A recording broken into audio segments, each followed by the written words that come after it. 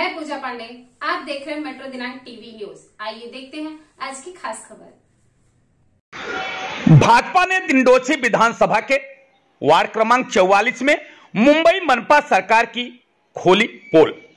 जैसा कि आप जानते हैं कि मुंबई महानगर पालिका में लगभग 25 वर्षों से शिवसेना सत्ता में रहकर राज्य कर रही है। शिवसेना सरकार से नाराज भाजपा ने खुलकर शिवसेना के विरोध में बिगुल बजाते हुए पूरे मुंबई भर में लगभग 600 से अधिक चौपाल लगाकर पोल खोल के माध्यम से मुंबई मनपा में शिवसेना सरकार के भ्रष्टाचार का काला चिट्ठा लोगों के बीच जाकर खोलना शुरू कर दिया है।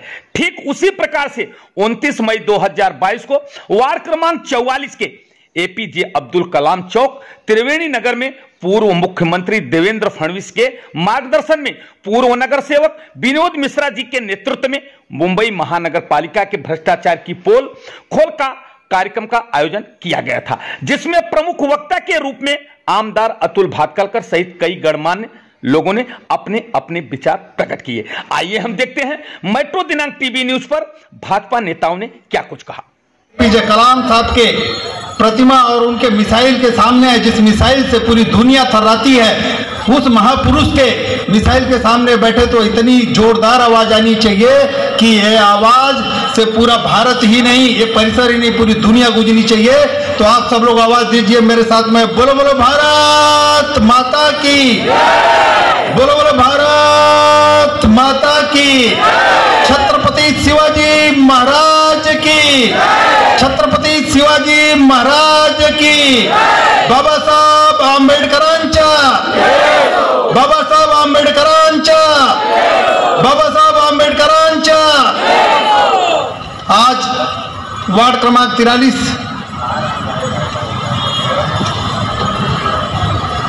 में आयोजित पोल खोल सभा में मंच पर विराजमान हिंदवी स्वराज्य के संस्थापक, हिंदुस्तान के आराध्य देवत छत्रपति शिवराज के चरणों में वंदन करता हूं, भारत माता के चरणों में वंदन करता हूं, महामानव भारतीय घटना के शिल्पकार बाबा साहब आंबेडकर को वंदन करता हूं और भारत माता के सपूत डॉक्टर एपीजे कलाम साहब को नमन करते हुए मंच पर विराजमान आज के मुख्य वक्ता, भारतीय जनता पार्टी की तोप, विधानसभा की बुलंद आवाज, हमारे मुंबई महानगर पालिका और मुंबई भारतीय जनता पार्टी के प्रभारी आमदार आदरणीय अतुल भातखलकर जी, इस वार्ड के कार्यक्रम की अध्यक्षता कर रहे कार्यक्रम के अध्यक्ष सम्माननीय रमेश शर्मा जी, वार्ड अध्यक्ष उत्तम शुक्ला जी, जिला के पदाधिकारी यदुवंत सिंह जी, पाटिल साहब व्यापारी सेल के अध्यक्ष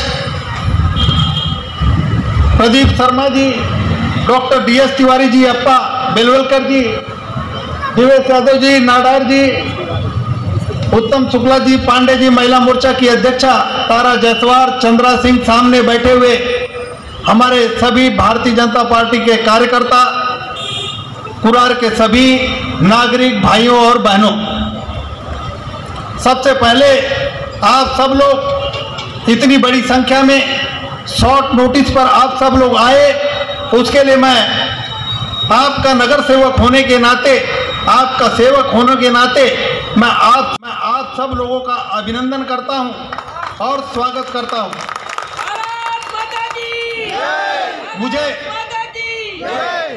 मुझे पता है कि आप सब लोग माननीय अतुल जी को सुनने के लिए बैठे हुए हैं।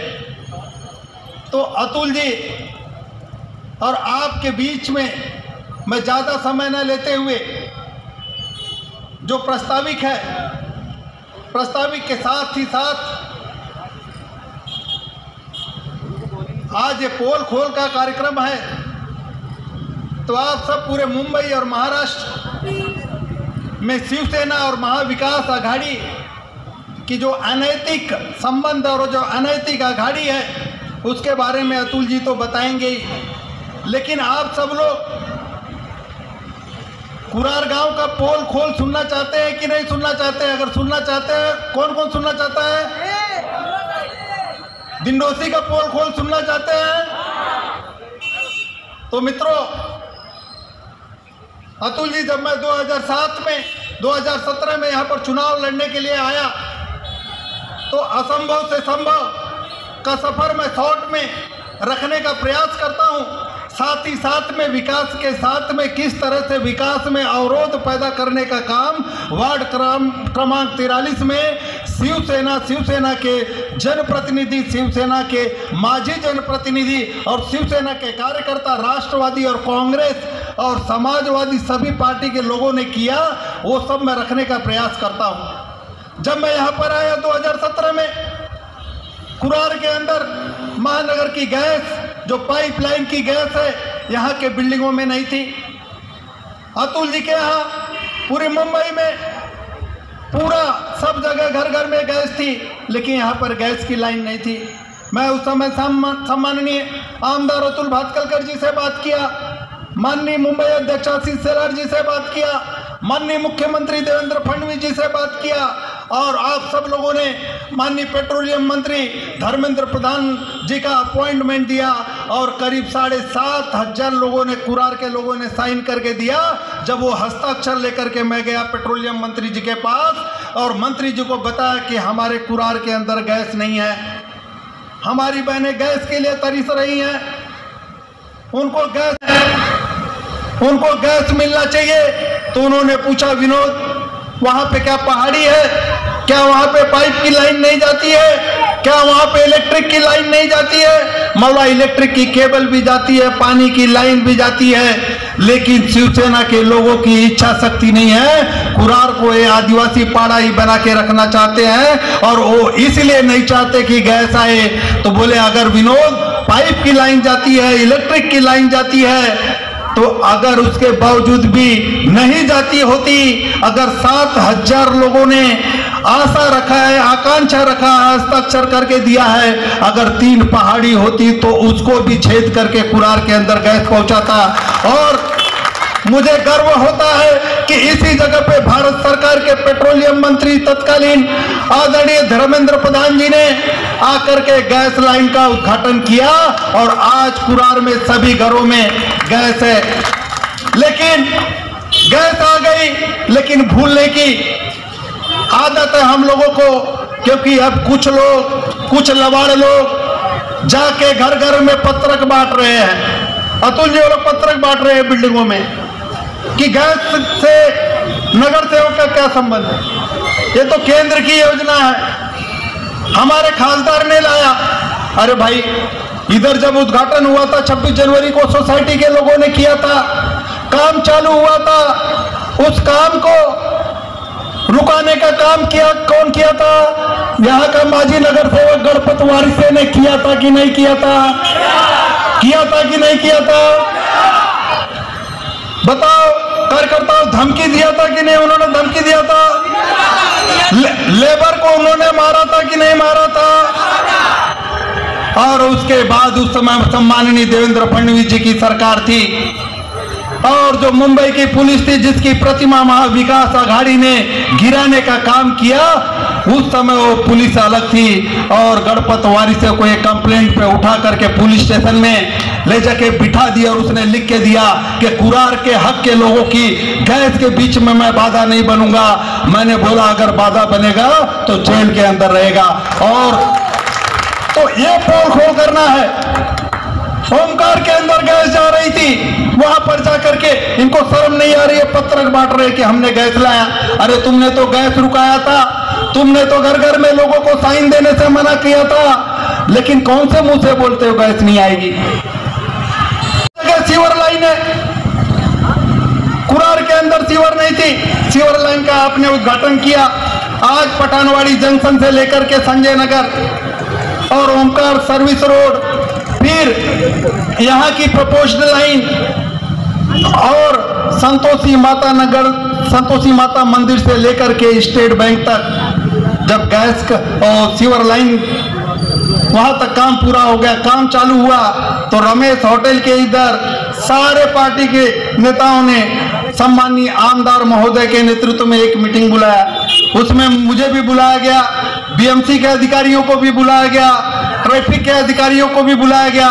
और वहां पर विषय क्या रखा गया कि विनोद मिश्रा आया है, तब से चारों तरफ काम ही काम चल रहा है, चारों तरफ रोड खुदे पड़े हैं, चारों तरफ है, वहां पर सीवर का काम चालू है और एक काम बंद होना चाहिए, काम नहीं होना चाहिए। इनका माजी नगर सेवक, राष्ट्रवादी का माजी नगर सेवक बोलता क्या है अतुल जी कि मैंने 2008 से जो सुचित्रा नाइक ने सीवर का काम चालू किया था उसको बंद करा के रखा था, अब ये आके गैस का काम चालू, सीवर का काम चालू कर दिए। मेरे को समझ में नहीं आता, विकास के काम रुकाते और हिम्मत से पब्लिक के बीच में बोलते हैं। लेकिन मैंने एक बार सुन लिया, सत्ता उनकी थी, सरकार बदल चुकी थी, लेकिन एक हफ्ते बाद मैंने अल्टीमेटम दे दिया, अगर हमारा सीवर लाइन का काम नहीं चालू होगा तो मैं वहीं पर भूख हड़ताल पे बैठूंगा। लेकिन इनके अंदर दम नहीं है, वो भी झेल नहीं पाए, उससे पहले काम चालू हो गया। अब तो वहां पे उन्होंने रुकाने का काम किया। आप देखेंगे 10 के 10 रोड, चाहे पठानवाड़ी से लेकर के संजय नगर चले जाइए, संजय नगर से हमारा वार्ड अंबापाड़ा तक जाता है, वहां पर आ जाइए, मल्लिका होटल से संतोषी माता मंदिर तक जाइए, फिर या तो आप ये बगल वाला रोड देखिए, या पारेख नगर से नर्मदा हॉल, फिर शिवाजी नगर, या फिर कोकनी पाड़ा से लेकर के साकेत बिल्डिंग से लेकर के जय हनुमान मंदिर तक, फिर या रमेश होटल से लेकर के पुलिस स्टेशन तक, सब का सब रोड बनाने का काम और 9.5 रोड सीसी करने का काम मैंने किया। मैंने कोई एहसान नहीं किया, मैं कोई मेरे बाप के पैसे से नहीं किया, ये मेरे से 4 गुना निधि, 4 गुना फंड शिवसेना के लोगों को आया। लेकिन उन्होंने क्या किया 25 साल में? सिर्फ अपना घर भरने का काम किया। अभी भी उनके लोग घर भरने का काम किए, मैंने लोगों का काम करने का काम किए, मैंने लोगों का काम करने का काम किया। अतुल जी, यहाँ पर एक हॉस्पिटल नहीं था, हॉस्पिटल का पीछे ही मैंने जब डीपी का रिजर्वेशन माननीय देवेंद्र फडणवीस जी की गवर्नमेंट के समय चल रहा था तो मैंने प्रपोज किया। कुरार के अंदर एक बड़ा बुआ सालवी मैदान के पास 2 एकड़ का हॉस्पिटल का रिजर्वेशन का प्लॉट था। यहाँ के जनप्रतिनिधियों ने क्या किया? यहाँ के जनप्रतिनिधियों ने उस लैंडलॉर्ड से, उस जमीन के मालिक से पैसा खाने के लिए उसको प्लेग्राउंड का, वो रिजर्वेशन हॉस्पिटल का चेंज कर दिया। पैसा खाया, लेकिन कुरार के गरीब लोगों के हक का हॉस्पिटल उन्होंने छीनने का काम किया। बताओ, कुरार के लोगों को हॉस्पिटल की जरूरत है कि नहीं? जरूरत है कि नहीं? आज किसी को कुछ भी होता है तो जोगेश्वरी जाना पड़ता है, कांदीवली जाना पड़ता है, बाबा साहब आम्बेडकर अस्पताल है, बोरीवली में भगवती हॉस्पिटल है या कूपर है। इतना पॉपुलेशन होने के बाद ज़रूरत है कि नहीं है? यहाँ पे डायलिसिस सेंटर मैंने बताया था कि बनाऊंगा, आने के बाद डायलिसिस सेंटर का उद्घाटन आप लोगों के लिए किया गया। अतुल जी, मैं चुनाव में गया था तब मैंने बोला था कुरार के लोगों को, क्रांति नगर से लेकर के संजय नगर तक गरीब लोग हैं, संतोष नगर तक के लोगों को लिबर्टी गार्डन प्रभाग समिति के लिए, बीएमसी के काम के लिए जाना पड़ता है, घंटों टाइम लगता है, 200 300 रुपया लगता है, लेकिन उसको 2 प्रभाग करेंगे। माननीय अतुल जी ने, हमारे विधायक विधानसभा में आवाज़ उठाए, माननीय मुख्यमंत्री जी से बात करके जो लिबर्टी गार्डन की ऑफिस थी उसको एक वेस्ट की वेस्ट में, ईस्ट में करने का उन्होंने काम किया। आज के कुरार के लोगों की तरफ से मैं अतुल जी का धन्यवाद इस मंच से आप लोगों की तरफ से करता हूं और तत्कालीन मुख्यमंत्री माननीय देवेंद्र फडणवीस जी का करता हूं। अतुल जी, सब तो हो गया, पास भी हो गया, बजट में 5 करोड़ का एलोकेशन भी हो गया, लेकिन ये जो फेसबुक पर लाइव सरकार है, मुख्यमंत्री और यहाँ के विधायक, शिवसेना के जनप्रतिनिधि अभी तक वो कार्यालय चालू नहीं करवा पाए हैं। वो कार्यालय भी आप लोगों के साथ में, आप लोगों के संघर्ष से हम लोग चालू करा के रहेंगे। यहाँ पर पोस्ट ऑफिस मैंने प्रण किया था कि कुरार के लोगों को पोस्ट ऑफिस होनी चाहिए। यहाँ पे लाइब्रेरी, पीछे एक लाइब्रेरी का रिजर्वेशन था, उसके लिए मैं संघर्ष कर रहा था लगातार। और मैं जितना तेजी से संघर्ष कर रहा था कि यहाँ के लोगों को पोस्ट ऑफिस मंजूर हो जाए, उस जगह मिल जाए पोस्ट ऑफिस को, उतनी डबल तेजी से शिवसेना के लोग महानगर पालिका में विरोध कर रहे थे, कुछ न कुछ कार्य कर रहे थे कि यहाँ के लोगों को पोस्ट ऑफिस नहीं मिले। बताओ मित्रों, आप लोगों को यहाँ पे पोस्ट ऑफिस की जरूरत है कि नहीं? है कि नहीं? अब वो पोस्ट ऑफिस मंजूर हो गई है, पोस्ट ऑफिस पास भी हो गई है, जगह भी मिल गई है। आने वाले 1-2 महीने के अंदर यहीं पर आप जहां पर बैठे हैं, यहां से एक बिल्डिंग छोड़ करके आप लोगों के लिए पोस्ट ऑफिस होगी। यहां पर जो बैठे हैं, यहां से जो रोड है सीधा आगे पूरा खुल गया है, वो खोलने का हम लोगों ने काम किया। बीच में 8-10 झोपड़ा है, वो झोपड़ा खुल करके आप लोगों को रोड वाइडनिंग का काम भी हो जाएगा। हमारी सरकार थी, माननीय मुख्यमंत्री देवेंद्र फडणवीस जी थे। हम लोग यहाँ पर जो संस्कार कॉलेज से लेकर के एक डीपी रोड सीधा लक्ष्मण नगर तक जाता है, संस्कार कॉलेज और स्कूल के बीच में सबकी इन्वेंटरी हो गई, नोटिस हो गई। उनके लिए 173 घर का भी प्रोविजन कर दिया गया कि यहीं पर दिया जाएगा। सरकार बदल गई, और सरकार बदल गई तो जितने लोग रहते अधिकारी, ज्यादातर गवर्नमेंट के अधिकारी, जिसकी गवर्नमेंट उसके अधिकारी हो जाते हैं। उन्होंने क्या किया, बाहर के लोगों को ला करके जो पीएपी थी उनको यहाँ पर दे दिया। काम रुकाने का अगर सीधा नहीं रुका सकते तो उन्होंने घुमा के रुकाने का काम किया, रास्ता रुक गया। सब जब मैं अध्यक्ष था प्रभाग समिति का, चाहे क्रांति नगर से लेकर के गोकुल धाम का जो रास्ता है उसके लिए बार बार मीटिंग किया, ज्वाइंट विजिट लगाया और सर्वे कराया, इन्वेंट्री कराया। परिणाम तो उसका टेंडर निकल गया। अतुल जी, आज उसका टेंडर निकल करके 4 महीना हो गया, टेंडर खुल नहीं रहा। फाइनलाइज क्यों नहीं हो रहा है? क्योंकि उसमें टकेवारी फाइनल नहीं हो रही है। 220 करोड़ का टेंडर है। अब सत्ता में बैठे हुए शिवसेना के नेताओं ने डिसाइड किया किसी एक को देना है, लेकिन उसका रेट ज्यादा है, उसके ऊपर बार बार दबाव डाला जा रहा है। मतलब कितना खाओगे, कितना खाओगे? मतलब अगर इनको देखेंगे तो इन्होंने कुरार के अंदर सिर्फ और सिर्फ खाने का काम किया है। जिस तरह से 25 साल में इन्होंने पूरे मुंबई में चाहे रोड हो, फुटपाथ हो, गटर हो, गली हो, भंगार हो, दवाई हो, खटिया हो, बेड हो, हॉस्पिटल हो, यहां तक कि चूहा मारने में भी इन्होंने घोटाला किया। उन्होंने 5 करोड़ रुपए का चूहा घोटाला भी किया। हर जगह इन्होंने खाने का काम किया है, वैसे कुरार के अंदर भी किया है। और साहब, हमारे कुरार के अंदर और एक ट्रेंड है। आप सब लोग साहब लोगों के घरों के लिए संघर्ष करते हैं, आंदोलन करते हैं। यहाँ के जनप्रतिनिधि क्या करते हैं? लोगों के घरों की दलाली करते हैं। झोपड़पट्टी वालों से 5-5 हजार रुपए का एग्रीमेंट करते हैं और विश्वास दिलाने के लिए भगवान के हाथ पर, भगवान के मंदिर में कसम खा करके लोगों को खाली कराते हैं। यहाँ पर ओमकार के कुछ लोग बैठे हुए, बैठे हैं क्या? हाथ उठाएंगे? कौन बैठा है? बेघर लोग हैं। खाली करवाए और खाली करके अपना घर खाली करके बेच करके चले गए। 4-4 फ्लैट हो गया, लेकिन बेचारे बेघर हैं, उनको घर नहीं मिला। और आज जो अपात्र है ना, उनको भाड़ा मिल रहा है ना कुछ मिल रहा है। अब वहां पे तो उनको छोड़ के 1000 लोगों को, उसमें से कई लोगों की डेथ हो गई घरों के लिए, उसके लिए संघर्ष लगातार चालू है। अब वो एरिया छोड़ करके क्या कर रहे हैं? अब जाके दूसरी कुरार में नई एरिया, नए लोगों को फंसाने का काम चालू उन्होंने किया है। तो मेरा आज के कार्यक्रम के माध्यम से आप लोगों से आह्वान है कि ऐसे लोगों को पहचानिए।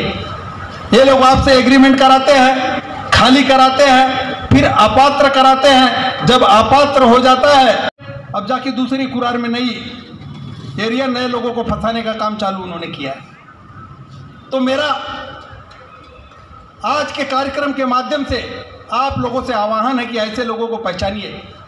ये लोग आपसे एग्रीमेंट कराते हैं, खाली कराते हैं, फिर अपात्र कराते हैं। जब अपात्र हो जाता है तो उस रूम के मालिक को भाड़ा भी नहीं मिलता है, बिल्डर का भाड़ा भी बचा।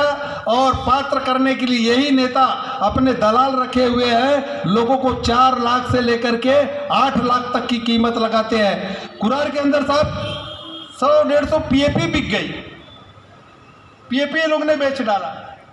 कौन है पार्टनर? शिवसेना के लोग। कौन है उसमें? राष्ट्रवादी के लोग। बस कितना लूटोगे, कितना खाओगे, थोड़ी तो शर्म करो। और मैं धन्यवाद दूंगा कि आज कुरार के अंदर जो छोटा सा रोड उस समय 96 में वाडकर मामा ने रोड वाइंडिंग करके बनाया, अगर वो रोड वाइंडिंग नहीं हुआ होता तो आज कुरार की क्या हालत होती। आज चाहे गैस के काम हो, चाहे सीवर के काम हो, चाहे गार्डन के काम हो, हमारे वार्ड के गार्डन देख लीजिए, चाहे लाइब्रेरी हो सीएसआर फंड से स्कूल में महानगर पालिका के, चाहे बैडमिंटन कोर्ट हो, चाहे स्पोर्ट्स के ग्राउंड हो, आप एक बार जाकर के देखा, ये सब जगह लोग बोर्ड लगाते हैं, काम करते हैं लोग बोर्ड लगा देते हैं। मैं आह्वान करता और कुरार के जनता से भी बोलता हूँ कि लोग वोट मांगने आएंगे, उनको बोलिए आपके तो और है ना 4 नगर सेवक, उनके वार्ड में सीवर लाइन क्यों नहीं पहुंचा देते भाई? पूछिए उनके नेताओं से कि वहाँ पे गैस क्यों नहीं पहुंच जाती, वहाँ पे सीवर लाइन क्यों नहीं पहुंच जाती है, वहाँ के गार्डन क्यों नहीं बन जाते हैं। अप्पापाड़ा में एक मैटरनिटी हॉस्पिटल है, वो हॉस्पिटल क्यों नहीं चालू हो जाता, क्यों नहीं सुविधा हो जाती? अरे आप तो खाना छोड़ दो। और मुझे लगता है कि अब समय आ गया है और जो पोल खोल की सभा माननीय अतुल भातखलकर जी, माननीय मंगल प्रभात लोढ़ा जी, माननीय आशीष सेलार जी और माननीय देवेंद्र फडणवीस जी के मार्गदर्शन में पूरे मुंबई में करीब 200 के आसपास हुई है। और सट्टा बाजार का सर्वे, और आज कोई भी आज और कल का पेपर उठा करके देख लीजिए, हर पेपर बोल रहा है कि भारतीय जनता पार्टी 125 सीट लेकर के मुंबई महानगर पालिका में आ रही है। और जब भारतीय जनता पार्टी में मुंबई महानगर पालिका में आई तो भारतीय जनता पार्टी का महापौर बनेगा।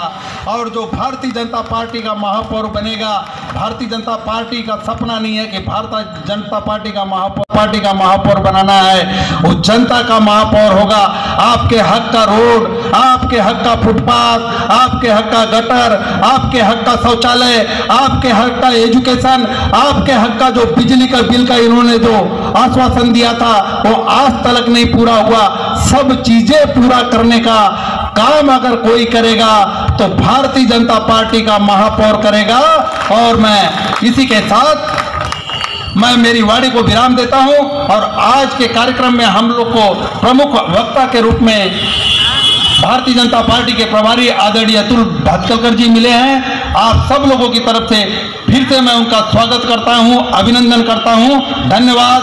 दिन पर रविवार होने के बावजूद आप इस वार्ड के पोलखोल सभा में इतने समय से और इतनी बड़ी संख्या में आप सभी लोग उपस्थित रहे, इसके लिए सबसे प्रथम मैं आप सभी को बहुत बहुत बधाई देना चाहता हूं, आप सभी को धन्यवाद देना चाहता हूं।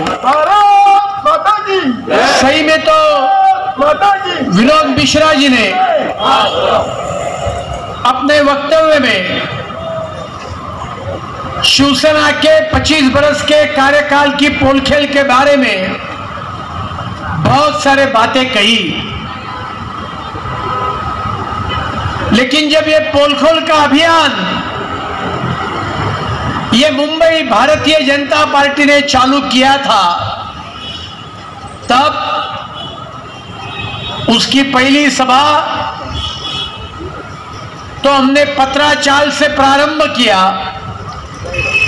लेकिन उसके बाद की सभा मेरे विधानसभा में कांदिवली पूर्व रेलवे स्टेशन के पास हमने सभा की थी। और उस समय से यह सिलसिला चालू हुआ कि भारतीय जनता पार्टी की पोलखोल की सभा हो।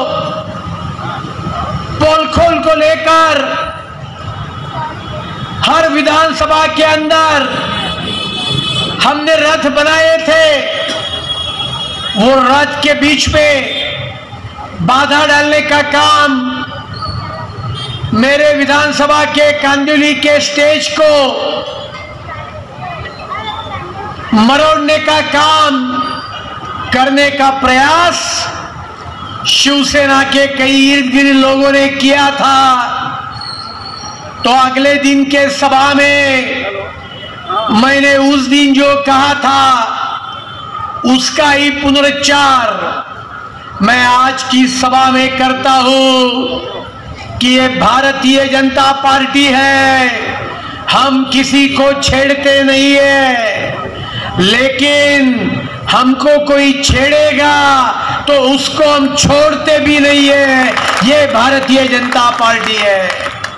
अरे हम पोल खोल अभियान पूरे मुंबई शहर में महीना 1.5 महीने से कर रहे हैं।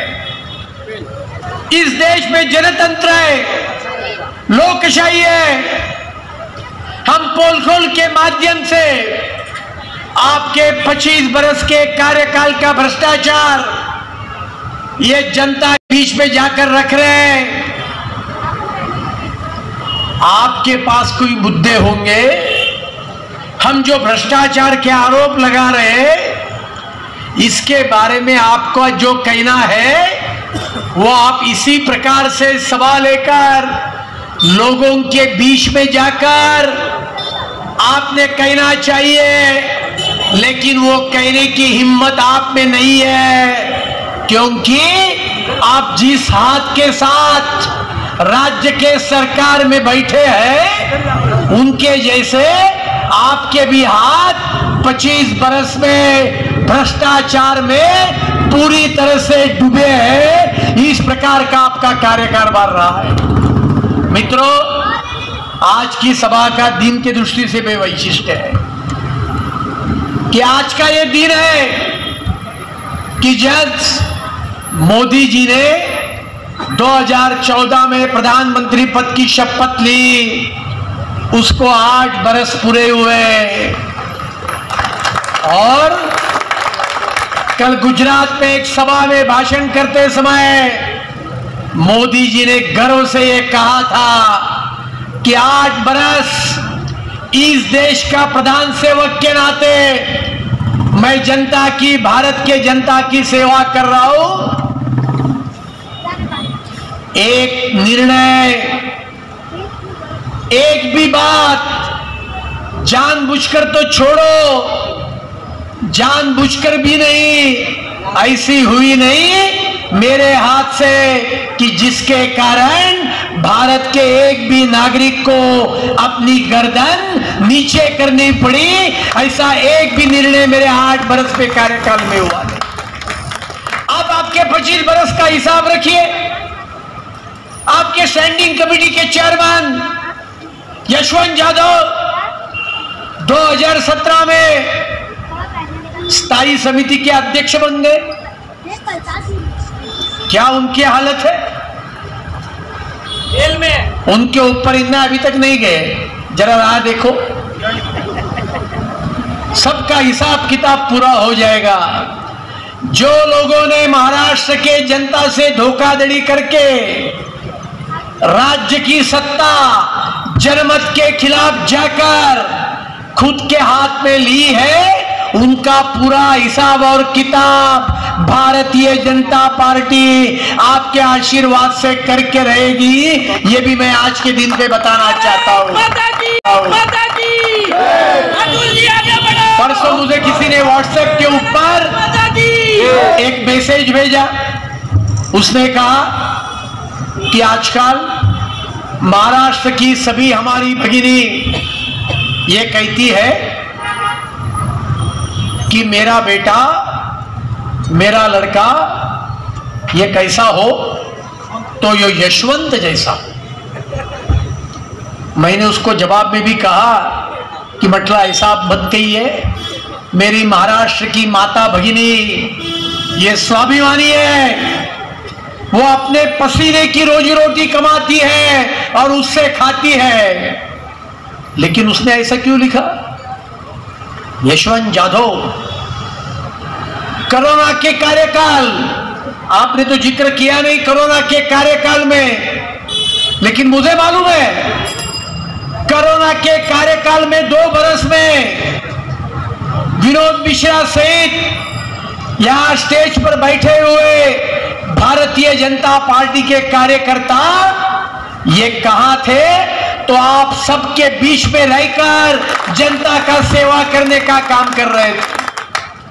परसों मैंने समाचार पत्र में पढ़ा, यहां कुरार में आदित्य ठाकरे जी आके गए पालक मंत्री के नाते, और क्या घोषणा की?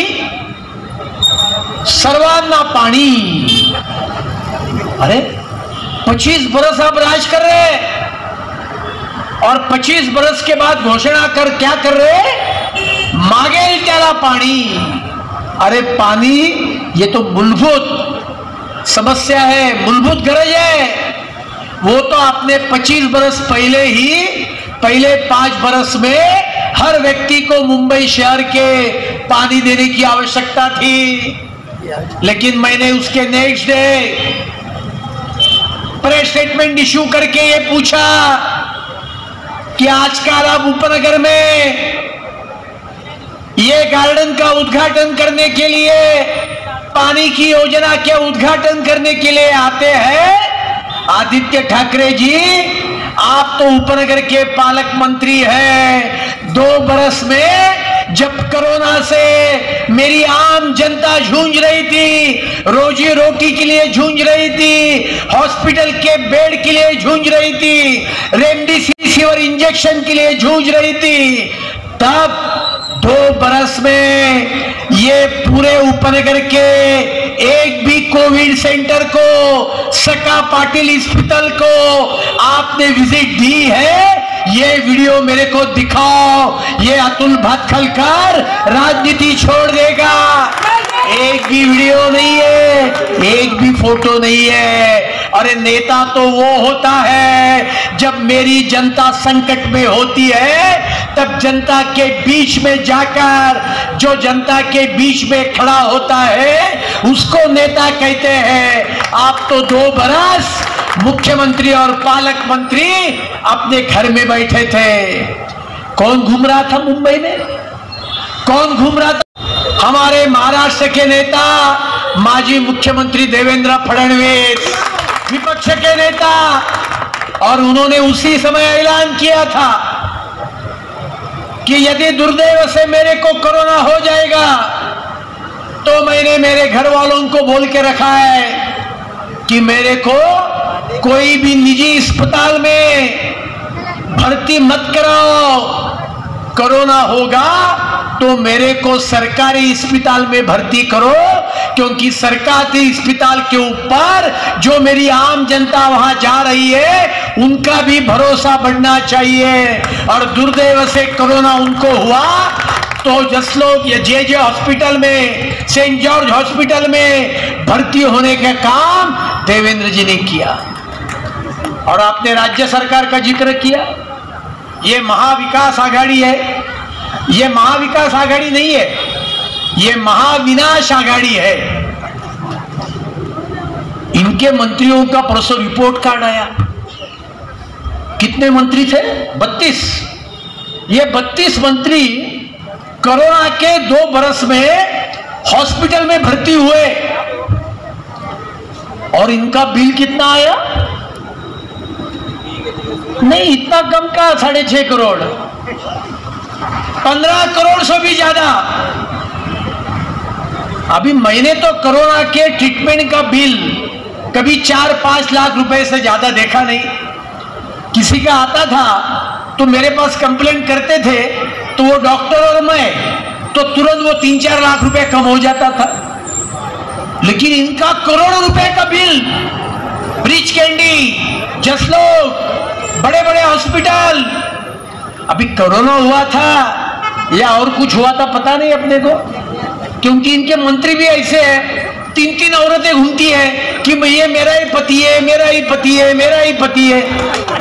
तो कोरोना हुआ था या और कुछ क्या हुआ था, अपना तो कोई संबंध नहीं इस बात से, तो हमको तो कुछ ज्यादा ज्ञान नहीं है इसमें। लेकिन सभी मंत्री ये निजी अस्पताल में भर्ती हुए, ये एक भी सरकारी अस्पताल में भर्ती नहीं हुआ। ये राज्य सरकार की हालत है। मैं यशवंत यादव की बात कर रहा था, जब इनकम टैक्स ने रेट डाली तो डायरी मिल गई। क्या मिला डायरी में? 2 बरस के अंदर 1 नहीं, 2 नहीं, 3 नहीं, 52 प्रॉपर्टी, और वो भी 350 करोड़ की ये आदमी ने इकट्ठा की। जब 2 बरस के कोरोना में सामान्य जनता ये अपने रोजी रोटी के लिए, अपने मेडिकल के खर्चे के लिए भटक रही थी। आपको शर्म नहीं आई? आपने कोरोना के पहले तो भ्रष्टाचार किया ही, लेकिन कोरोना के कार्यकाल में भी भ्रष्टाचार किया। आपने तो अलग अलग बातें की। एक बात आपका कहना रह गया, एक भ्रष्टाचार तो इन्होंने इसमें भी किया है कि कोरोना से दुर्दैव से किसी की मृत्यु होती थी तो उसकी बॉडी तो उसके रिलेटिव को नहीं मिलती थी, कॉर्पोरेशन उसको अंत्य संस्कार करती थी, तो वो बॉडी के लिए जो बैग रहती थी वो बैग में भी इन लोगों ने भ्रष्टाचार किया।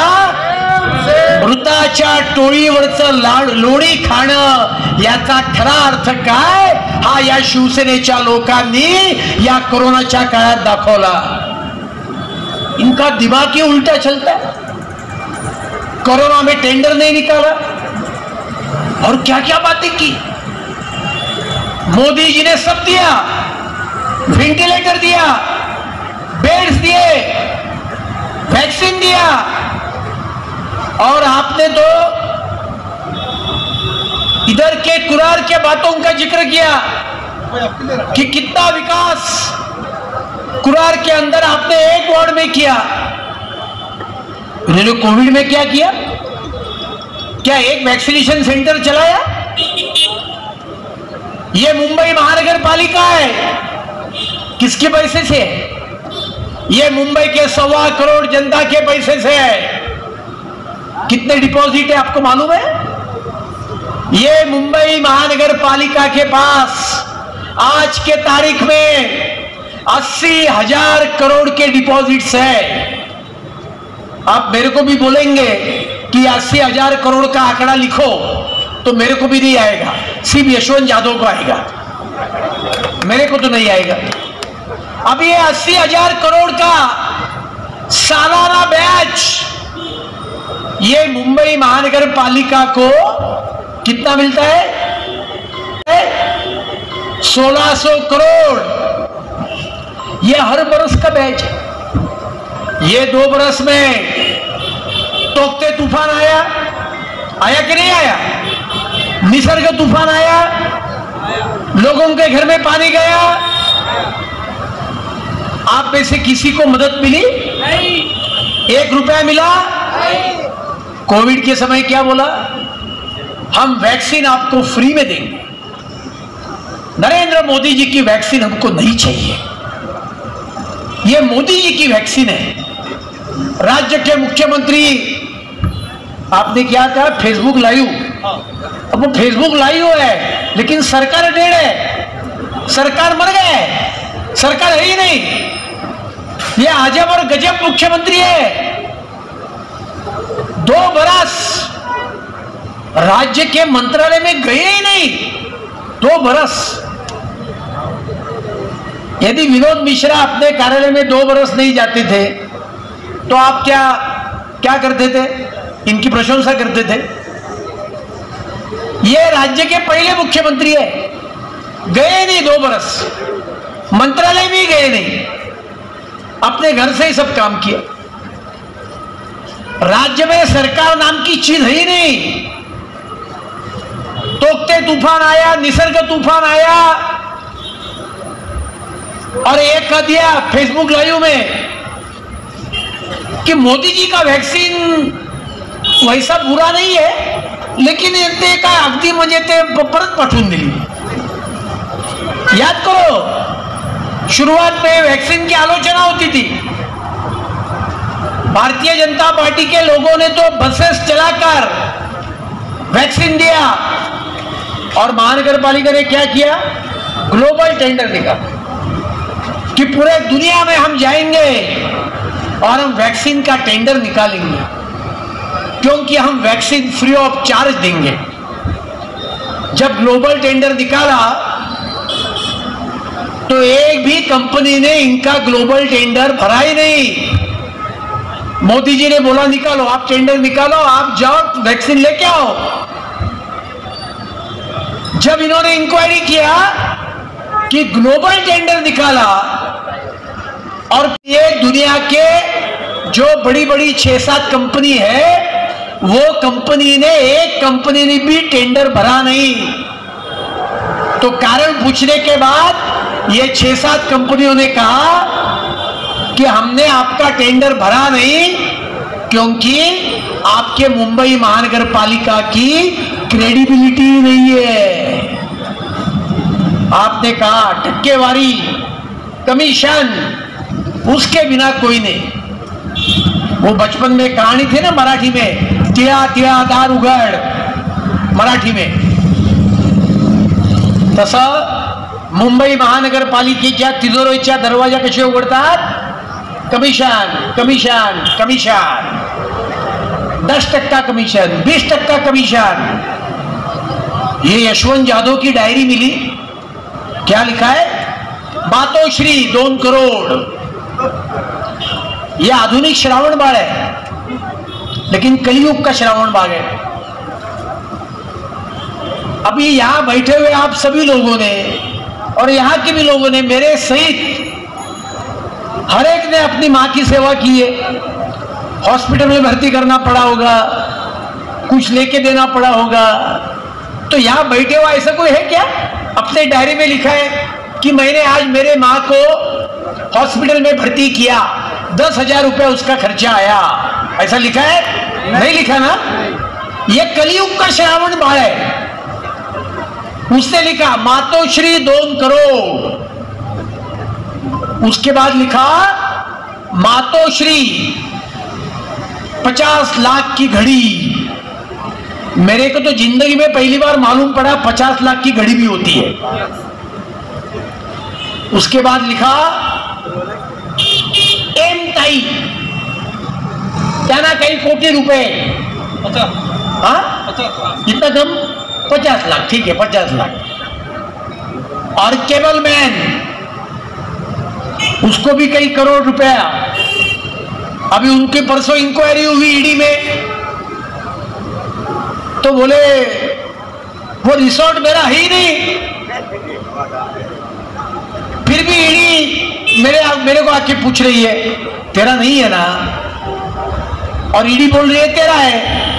तो जनता के सरकार में जमा कर दे, बात खत्म कर दो। 6 करोड़ रुपया कैश में खर्चा किया। इतना करोड़ों रुपया का भ्रष्टाचार। मुझे एक कार्यकर्ता ने सवाल पूछा, बोला साहेब एक प्रश्न विचारू का? म्हटलं विचार। तो मला यशवंत यादवला एवढे मिळाले, तर मग मालकाला किती मिळाले? मतलब उसके लिए कैलकुलेटर भी फेल हो जाएगा। कैलकुलेटर भी फेल हो जाएगा। और इसके लिए मैं कहता हूं, मोदी जी ने सत्ता पर आने के बाद ये कहा था, ना खाऊंगा ना खाने दूंगा। लेकिन मोदी जी का अगला भी एक वाक्य था जो इन लोगों ने सुना ही नहीं। मोदी जी ने यह भी कहा था, न खाऊंगा न खाने दूंगा, और कोई खाएगा तो उसके जबड़े में हाथ डालकर वो वापस निकालकर मुंबई के जनता को वापस लाके दूंगा। ये भी मोदी जी काम कर रहे हैं। और मैं आपको कहता हूं कि मोदी जी के प्रयास से, उनके आशीर्वाद से, ये मुंबई भारतीय जनता पार्टी, इन लोगों ने आम मुंबईकर जनता के जो करोड़ों रुपए खाए हैं वो उनके घर से निकालकर वापस मुंबईकर जनता को देकर मुंबई की भारतीय जनता पार्टी रहेगी मित्रों। और इसके लिए 25 बरस के इतिहास में मुंबई को बर्बाद करने का काम इन लोगों ने किया। कोविड में पैसा खाया। परसों तो मैंने आदित्य ठाकरे जी का स्टेटमेंट पढ़ा। उन्होंने कहा मुंबई तुमणार, पहले बोल दिया। अपन बचपन में करते थे ना, गणित के एग्जाम में जाने के पहले मां को बोल देते थे थोड़ा गड़बड़ है, फेल हो जाऊंगा, पहले बोल दिया मुंबई तुमणार। अरे तो तुम 25 बरस में क्या कर रहे हो? 2.5 बरस से तुम्हारा सरकार है, क्या कर रहे हो? अब पहले बोल दिया मुंबई में वोटर लॉगिंग होने वाला है, मुंबई के रास्ते को गड्ढे होने वाले, पहले बोल दिया कि यह सब होने वाला है। तो ये तो पहले होने वाला है, तो मैं भी आपको बता देता हूं, कान खोल के सुनो, आने वाले चुनाव में आपको 50 से ज्यादा सीट भी नहीं मिलने वाली है। ये भी मैं भी आपको मुंबई की जनता की तरफ से पहले ही बोल देता हूं। आपने थोड़ा दुख व्यक्त किया कि काम सब आपने किया और ये श्रेय लेते हैं, आप दुखी क्यों बने?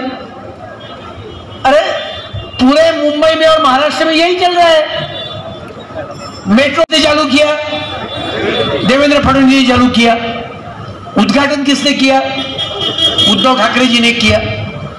समृद्धि महामार्ग किसने चालू किया? देवेंद्र जी ने चालू किया, अभी ये उद्घाटन कर रहे हैं। कोस्टल रोड, बाबा साहेब आंबेडकर जी का स्मारक, इनका एक अच्छा है, लड़का हमारा नामकरण ये कर रहे हैं, एक के पीछे एक। पोरगा आमचं बारसं हे करताय। अरे तुमने क्या किया 2.5 बरस में? परसों इतना बड़ा भाषण दिया, 1 घंटा। मेरे को लगा कोई मुंबई शहर के लिए नई योजना घोषित करेंगे,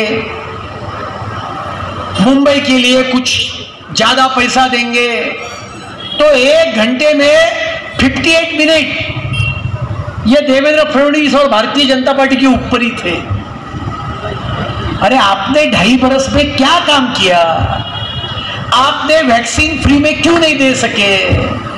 आपने मुंबई के अस्पताल को कितना बढ़ावा दिया?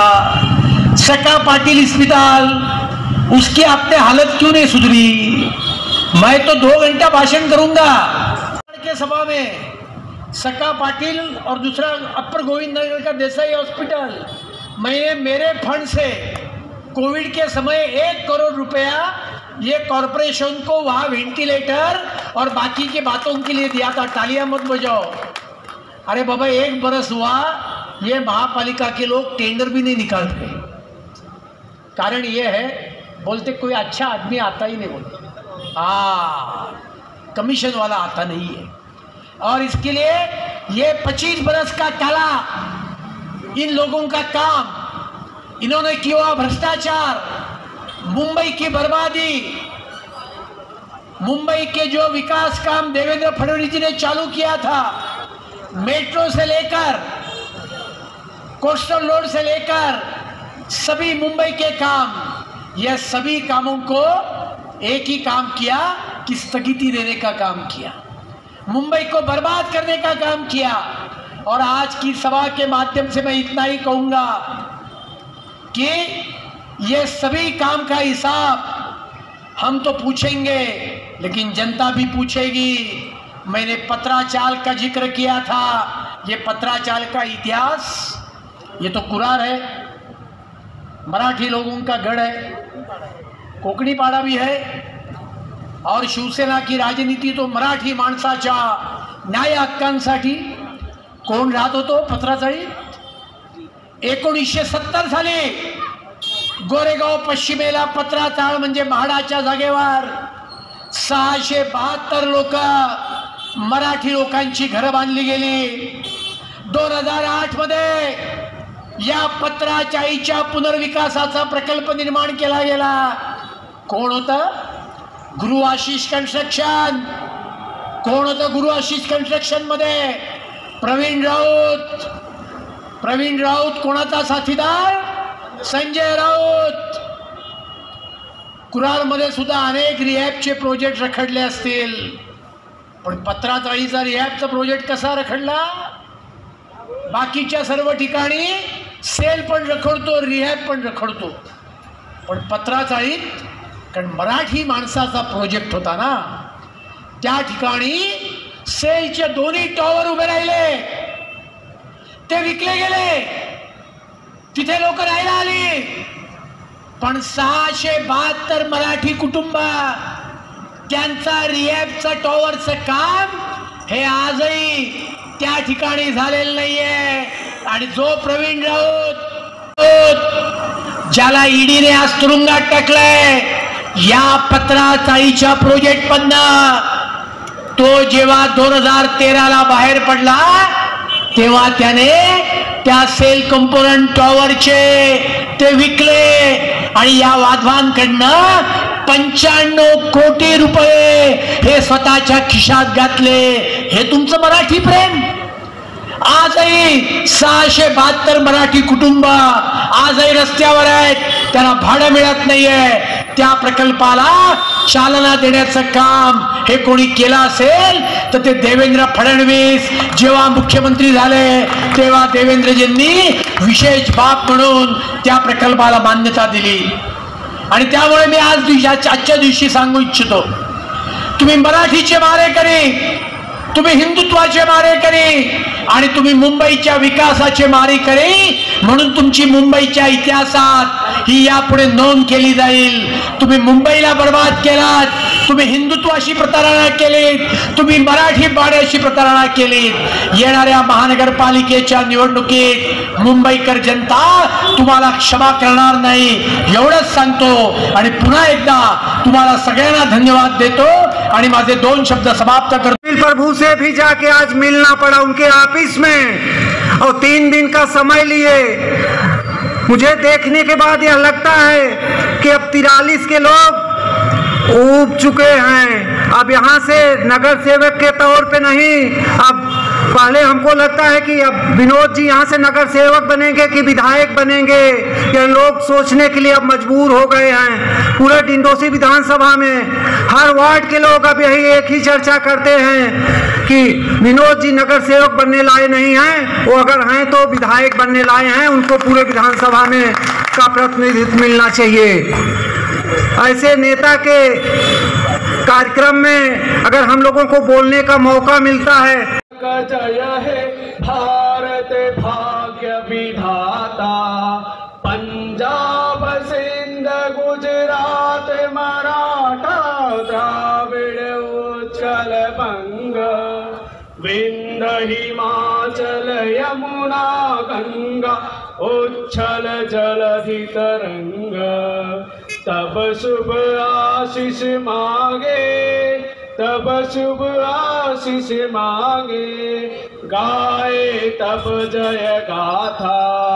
जन गण मंगलदायक जय हे भारत भाग्य विधाता.